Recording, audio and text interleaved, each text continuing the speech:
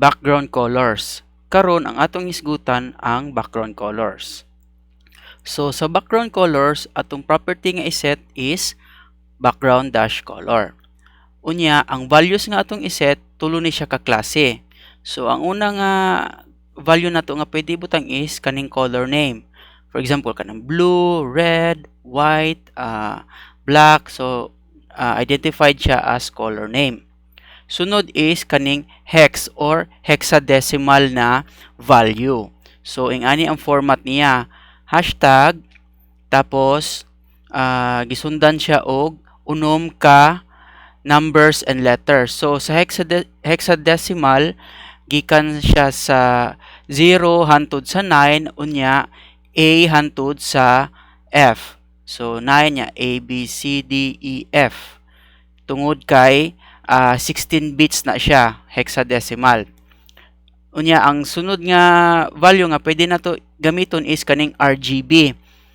Meaning, nagkalain-laing values sa red, green, o blue. So, ang value ana niyang mag-range is from 0 to 255. So, 256 nga digits. Okay? So, karon dito ta sa demo. So karon na nakoy naka-ready diri nga page background colors. So naasad koy sulod diri sa atong body na ako'y gibutang diri nga header unya ang paragraph. So atong i-double check ato sang i-change ang title. Background colors. Okay? Check na to sa atong browser.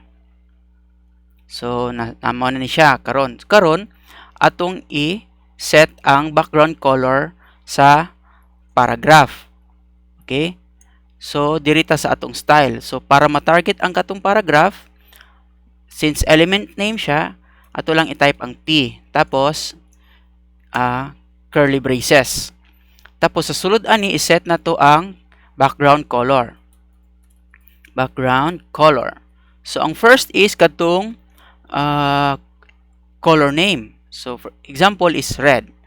So, kung iset na to siya sa red, atong i-refresh. So, kung napansin niyo nga, red na ang background sa ato ang paragraph. So, change na to agamay ang size sa paragraph para medyo siya, nindo tanawon. So, set na to ang width into, let's say, 500 pixels. Tapos ang height into 500 pixels gyapon. So square lang siya paragraph. Tapos iset na to ang color sa text, let's say white. Okay? Itong i-check. Okay, so red background, white text. Okay? So mo na siya ang isa ka pagi is kaning color name. Ang katong isa ka paagi sa value is katong hexadecimal. So magsugod ang hexadecimal sa hashtag na sign. Hashtag tapos katong unom ka characters which is hexadecimal. So for example, 1, 1, 1, for example, B, B, or 2, 2. So dili ko kabaloon sa output ani niya. So ingani siya ang hexadecimal, pairs na siya sa red, green, ug blue gyapon nga combination. So first two digits nasa red, nya second two digits is two characters is blue and then green and then blue. So for example, mo ni siya atong i-set atong i-check. So nag-change siya into something green. Okay? So mo na siya. Sunod ang katupong isa ka paagi is katong RGB. Ato sa ni siyang i-comment out. Tapos set ta diri og lahi.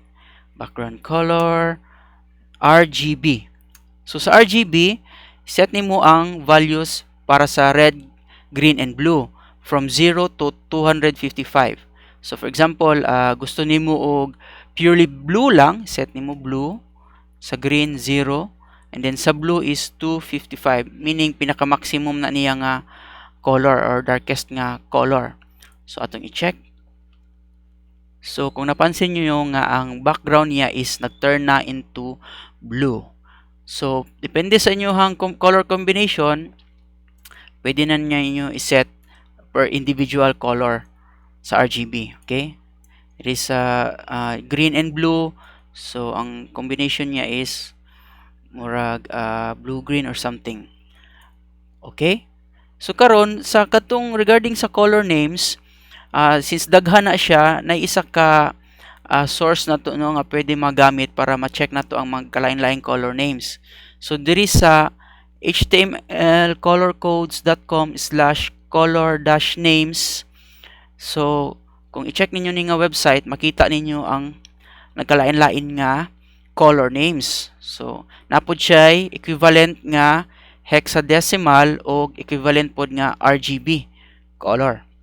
So pwede ni siya gamitin nyo as reference sa inyuhang color values. So mao ni siya karon ang pagset sa background colors sa lahi nga values.